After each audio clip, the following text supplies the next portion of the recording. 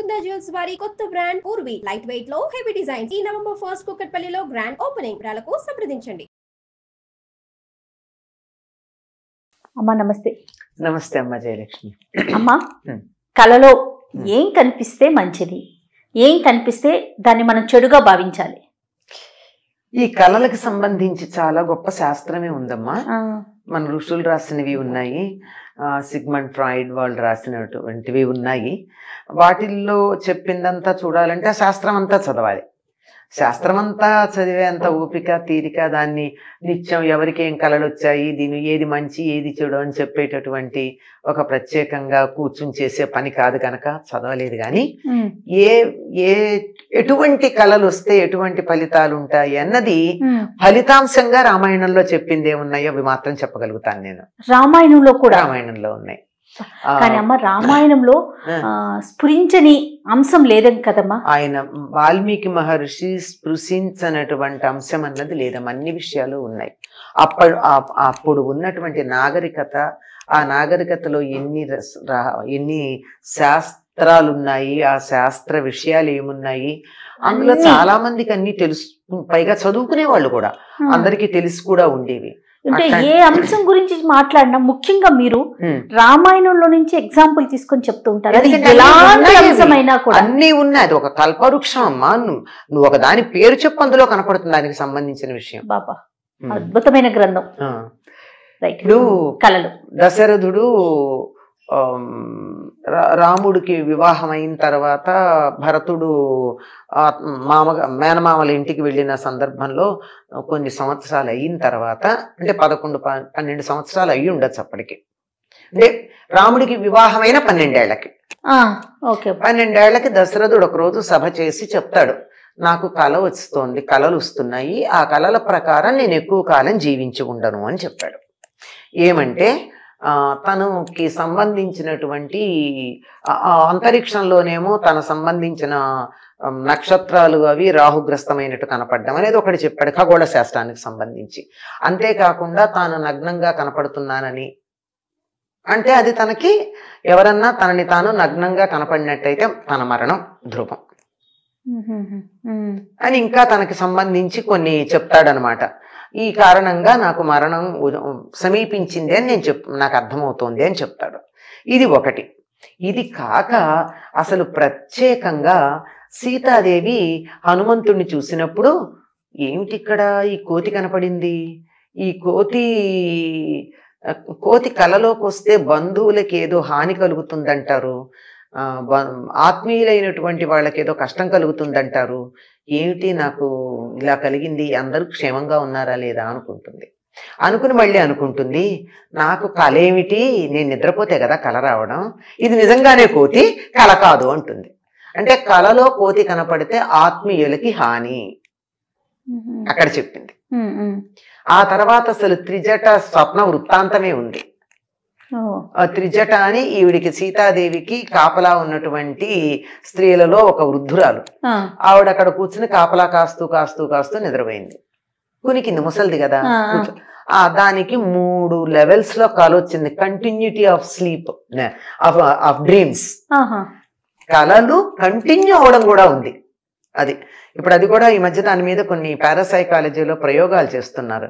ఒక కళ వచ్చి నాకు మంచి కళ వచ్చింది అనుకో, బాగుంది, ప్లెజెంట్. ఆ కళ అనుకోకుండా మెళుకు వచ్చి ఆగిపోయింది.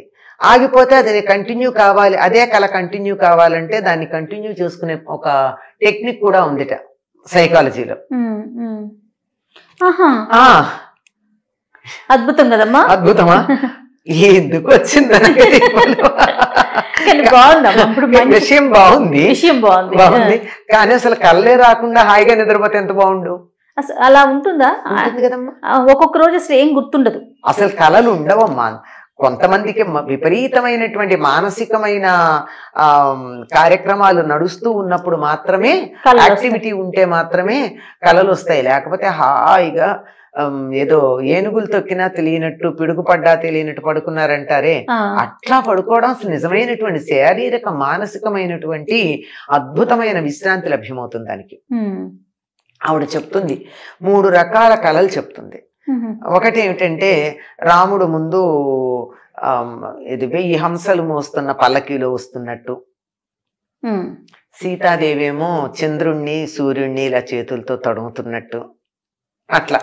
అలాగే తెల్లని ఎద్దులు కట్టినటువంటి రథంలో వస్తున్నట్టు, ఆ తరువాత ఏనుగు మీద తెల్లని ఏనుగు మీద వస్తున్నట్టు ఇలా కళలు వచ్చాయి అంటుంది.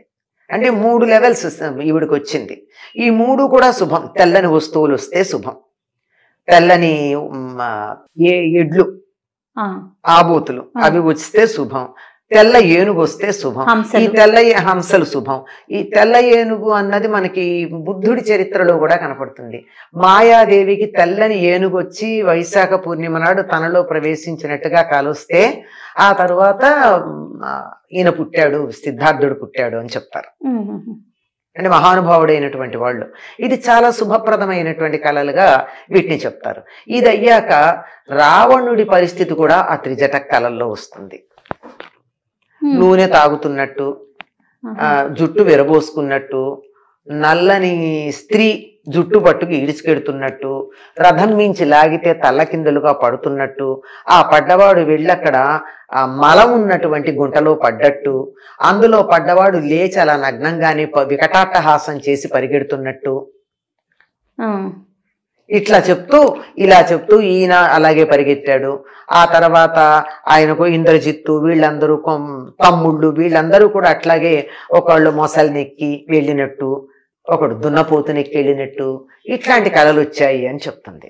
ఇవన్నీ వాళ్ళ మరణాన్ని సూచించేవి అని స్పష్టంగా త్రిజట చెప్పింది.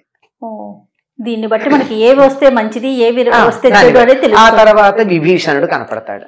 ఆ విభీషణుడు తెల్లని గొడుగు కింద తెల్లని ఏనుగునెక్కి ఊరేగెడుతున్నాడు కనపడతాడు. అంటే అది చక్రవర్తి అవుతాడు అని ఆవిడే ఆ కళ యొక్క ఫలాన్ని చెప్పింది. అంటే తెల్లని వస్తువులు శుభం, ఏనుగలు మంచి ఎడ్లు ఆవులు హంసలు శుభం, దున్నపోతులు అంటే దాంతోపాటు గేదెలు కూడా అవి ఉంటాయి, అవి నల్లగా ఉండేటటువంటివి, మలము, నూనె, జుట్టు విరబోసుకున్నట్టు, ఇవన్నీ కూడా చెడు. నగ్నంగా ఉన్నట్టు, నగ్నంగా కనపడకూడదు, ఇలాంటివన్నీ మరణాన్ని సూచించేవి అని. కోతి కనపడితే బంధువులకు ఆపద నాశం కదా, ఆపదలు కలుగుతాయని. ఇట్లాంటివి మనకి ఈ కళల తాలూకా ఫలాలు కూడా చెప్పడం జరిగింది కనుక ఇవి జరిగినవి. అందువల్ల ఎటువంటి కళలు వస్తే బాగుంటుంది ఎటువంటివి అని. అయితే కళల గురించి చెప్పేటప్పుడు ఏం చెప్తారంటే వైద్యులు చెప్పేది ఏమిటంటే మనం తిన్న ఆహారాన్ని బట్టి దానికి ఫలం ఉంటుంది అన్నారు కళలకి. ఇప్పుడు స్వప్న శాస్త్రం గురించి చెప్పేటప్పుడు ఆరోగ్యకరంగా ఉన్నటువంటి వ్యక్తి సాయంకాలం భోజనం చేసిన తర్వాత 3 గంటల వ్యవధానం ఇచ్చి పడుకుంటే, పడుకున్న తర్వాత చాలాసేపటి తర్వాత వచ్చేటటువంటి కళ కంటే రాత్రి 12, 3, 4 మధ్యలో వచ్చేటటువంటి కళలకే ఫలితం ఉంటుంది. పడుకోగానే వచ్చింది, అవతల టీవీ పెడుతుంటే టీవీ సౌండ్ వినపడుతుండగా నాకు దానికి సంబంధించిన కళ వస్తే దానికి ఏం ఫలితం ఉండదు. గాఢంగా నిద్ర పట్టినప్పుడు వచ్చేది. అలా ఆ గాఢంగా నిద్ర పట్టకుండా వచ్చే వాటిల్లో కళలే ఉంటాయండి, కలవరింతలే ఉంటాయి. అంచేత వాటికి సగం సగం నిద్దట్లో వచ్చే వాటికి ఫలితాలు ఉండవు, అట్లాంటివి ఉండవని చెప్పడం జరిగింది.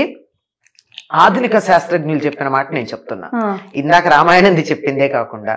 తర్వాత బాగా గనక పీకల దాకా తిని ఎక్కువ సమయం ఇవ్వకుండా పడుకున్నారు అనుకోండి, ఎవరో గుండెల మీద ఎక్కి తొక్కుతున్నట్టుగా కాలొస్తుంది, అంటే ఊపిరి సరిగ్గా ఉండదు. ఇది చాలా కళలు మన ఆరోగ్యాన్ని బట్టే వస్తాయి. మనం తిన్న ఆహారం, మనం అంతకు ముందు చేసినటువంటి పనులు, ఆ కళలకి ఫలితాలే ఉండేవి. వాళ్ళ పగలు జరిగిన సంఘటనలు రాత్రి కళలోకి వస్తే వాటి కొనసాగింపు ఏదన్నా వస్తే దానికి ఫలితం లేదు. అంటే దాని గురించి మనం ఆలోచించాల్సిన అవసరం లేదు. ఆలోచించనిది ఏదైనా వచ్చినప్పుడు మాత్రమే దానికి ఫలితం ఉంటుంది. అది కూడా తెల్లవారుజామున 3:30, 4 ఆ మధ్యలో వచ్చింది తప్పనిసరిగా ఫలితం ఇస్తుంది. కొద్ది రోజుల దాన్ని సమయాన్ని బట్టి, వచ్చిన దాన్ని బట్టి, మన పరిస్థితిని బట్టి 6 నెలల్లో ఫలితం వస్తుందా, 3 నెలల్లో ఫలితం వస్తుందా, దానికి లెక్కలు కూడా చెప్తారు. 3 రోజులు కావచ్చు, 3 నెలలు కావచ్చు, 3 సంవత్సరాలు కావచ్చు ఫలితానికని. స్వప్నాల వెనుక ఇంత చాలా ఇది వెనక చాలా ఉంది. వెనకది చెప్పట్లా, నేను ఊరికే ఉన్నది పైన ఉన్నది చెప్తున్నాను. చాలా పెద్ద శాస్త్రం స్వప్న శాస్త్రం కూడా. మనకు తెలిసినంత వరకు ఉన్న సమాచారం, తెలిసినంత వరకు ఇది సమాచారం. పాములు బాగా కలలోకి వస్తున్నాయి అంటే ఏవో కోరికలు తీరలేదు అని అర్థం. అందులోనూ ప్రధానంగా కామ సంబంధమైన కోరికలు తీరినప్పుడే పాములు కలలోకి వస్తాయట. ఓహో, ఇలాంటివి ఉన్నాయి. ఓకే ఓకే, చాలా విషయాలు ఉన్నాయమ్మా. అయితే చాలా ఉన్నాయి. అంటే మనకు వచ్చే కళను బట్టి నిర్ణయించుకోవాలి. రైట్ అమ్మా, నమస్తే.